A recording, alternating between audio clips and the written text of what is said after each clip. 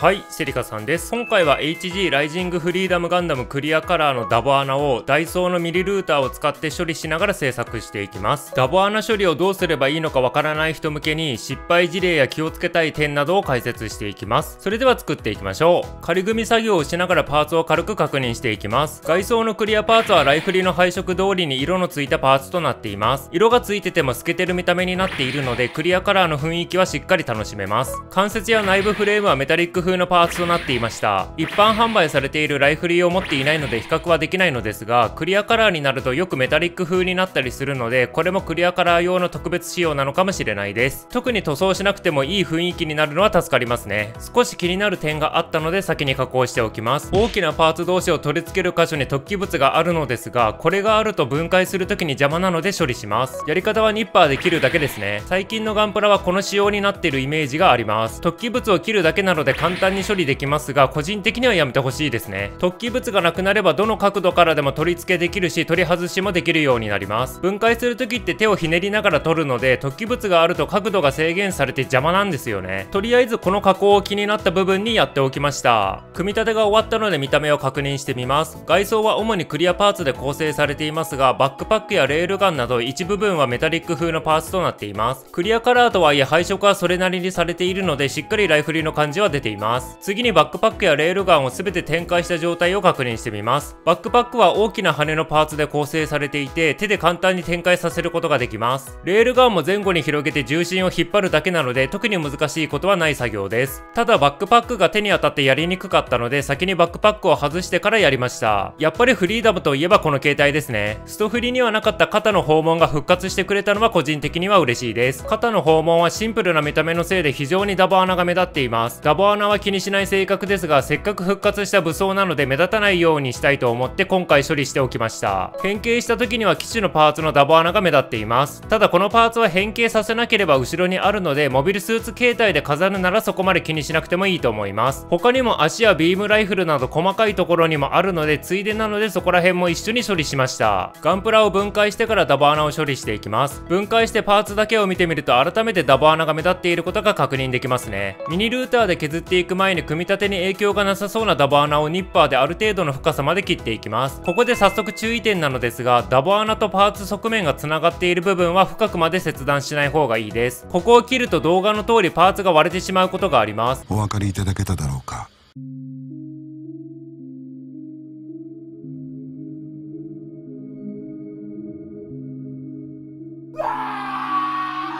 特に考えないで雑に作業していたのですが、割れたのにはビビりました。自分の場合は動画のネタになるからいいですが、もしやる場合は切らない方が安全です。このパーツの反対側は深く切らないでルーターで削るようにしました。ある程度切ったらミニルーターを使います。ダイソーで購入したのですが770円するので、ダイソーの中では高めの商品です。それでもホームセンターとかで買うよりは安価に買えますね。動作には単4のアルカリ電池を2本使います。動作時間はわからないですが、毎回これのために電池を買うのは面倒なので、充電式電池を使った方が楽だと思います。電池の蓋がそのまま動作スイッチになっていて、ひねってオンオフを切り替えられます。作業中に間違って押すようなことがない位置にあるのはいいですね。電池を入れたらダボ穴を削っていきます。削るためのビットは付属しているので、電池さえ入れればすぐに使えます。これくらいの大きさのダボ穴1個を消すのにだいたい5分ぐらいでできました。削りカスがかなり舞うのでマスクをして新聞紙などを敷いた方が後片付けが楽になります。周りの出っ張りが消えても引けなのか、中央が深めに陥没しているので、その段差を鳴らすようにルーターでさらに削ります。段差の角を取るように削っていけばすぐになくなります。こちらのペーネロペーの動画でダボ穴を図解で説明しているので、よかったら参考にしてください。ルーターで作業した後を反対側から見ると削った跡がくっきり残っています。このままだと見栄えが悪いのでヤスリで整えていきます。ルーターの跡は粗いので、ヤスリも低い番手から使った方が結果的に早く作業が終わると思います。低い番手の時点でルーターの跡をきっちり消すようにして、あとはヤスリ跡を消すようにして作業していきます。パーツが細くて作業しにくいので、何か細い棒にヤスリを貼って作業した方がやりやすいと思います。ヤスリ作業まで終わったパーツを確認してみます。ルーターの跡が消えてて細かいヤスリ跡だけになりました。次にパーツを洗浄した後にヤスリ跡を消すためにトップコートをしていきます。トップコートは光沢クリアを使ってヤスリ作業をした面に吹きかけます。表面は一番最後にもう一度トップコートをするので、とりあえずヤスリ作業をした面だけにやります。スプレーでもいいですが、パーツが小さいのでエアブラシでやりました。。もしスプレーでやるなら広い範囲で噴射できるので、複数のパーツを並べて作業した方が無駄がなくていいですね。トップコートが乾燥したらパーツを確認してみます。ダボ穴はなくなりましたが、テレビの焼き付きみたいなダボ穴の跡は消えませんでした。ただダボ穴自体は消えたので、元々のパーツよりはかなりマシになりました。他のパーツのダボ穴も同じ作業で処理していきました。ダボ穴を処理したパーツの組み立ては部分塗装をした後に解説します。ここからはパーツに部分塗装をしていきます。バックパックの羽に細いラインを塗装していくので、周囲をマスキングします。本来はこの部分にシールを貼るのですが、せっかくのクリアカラー仕様なので別の色で塗装することにしました。マスキングが終わったらエアブラシで塗装します。塗料はブライトシルバーを使いました。メタリック塗料ですが落ち着いた色なので程よいアクセントになると思ってこの塗料を使いました。塗装が終わって1日ぐらい乾燥させたらマスキングを剥がして確認します。マスキングを剥がす時に気がつかないうちに塗装面に爪が当たって塗装が剥げたりする時があるので、集中しながら剥がしていきます。ちょっとはみ出てる部分もありますが、だいたい塗装できているのでこのままにしておきました。他にも部分塗装はしましたが、細かい箇所なので今回は省略します。塗装が終わったらダボ穴を処理したパーツを組み立てていきます。まずはビームライフルですが、これは内部フレームがあるのでこれに組み付けるだけです。ダボ穴とピンがなくても内部フレームとクリアパーツの摩擦力で組み立て状態を保持してくれます。振っても分解しないので普通に組み立てて終わりです。次に肩の方針を組み立てていきます。ほとんどのダボ穴は処理してますが、根元付近のダボ穴とピンは組み立てに使うので残してあります。ここのダボ穴は根元付近でほとんど目立たないので組み立てを考えて残しておきました。ただ先端のダボ穴も処理しているのでこのままだと固定できないです。この部分は先端のパーツを組み立てれば固定されます。方針のパーツを押さえ込むような形状をしているので説明書通りに組み立てれば大丈夫です。組み立てに影響がないようなダボ穴を処理していますが、その判断をするためにも仮組みをしておくことが大切です。もし必要なダボ穴を処理しちゃっても瞬間接着剤でくっつければいいだけです。瞬間接着剤は何でもいいですが、個人的にはゼリー状のものが使いやすいです。接着剤を爪楊枝など先端の細いもので少量取ってパーツ同士がくっつく面に塗るだけなので簡単です。あまり多く塗るとはみ出るので塗る量には気をつけましょう。さっき説明したようにこの方針にはやる必要はないですが、一例として解説しておきました。ある程度組み立てたら仕上げをしていきます。今回はクリアパーツの質感に変化をつけるためにクリアシルバーで全体を塗装しました。そこまで劇的に変化するわけではありませんが、見る角度を変えると薄いシルバーが見えて不思議な見た目になります。未塗装のパーツと比較してみます。カメラ越しだと分かりにくいのが難点ですが、ブルーのパーツは比較的分かりやすいと思います。シルバーを塗装しているので透明度は落ちますが、ちょっと特別感を出す時にたまにやっています。クリアシルバーが終わったら最後に光沢のトップコートをやって完成です。ダボ穴処理の時に先にトップコートをしてましたが、部分塗装とかやる予定ないならここでまとめてやってもいいですね。製作するガンプラの作業工程次第なので、その辺は先に考えてから作業してください。トップコートが乾燥したら組み立てて完成です。それでは完成品を見てみましょう。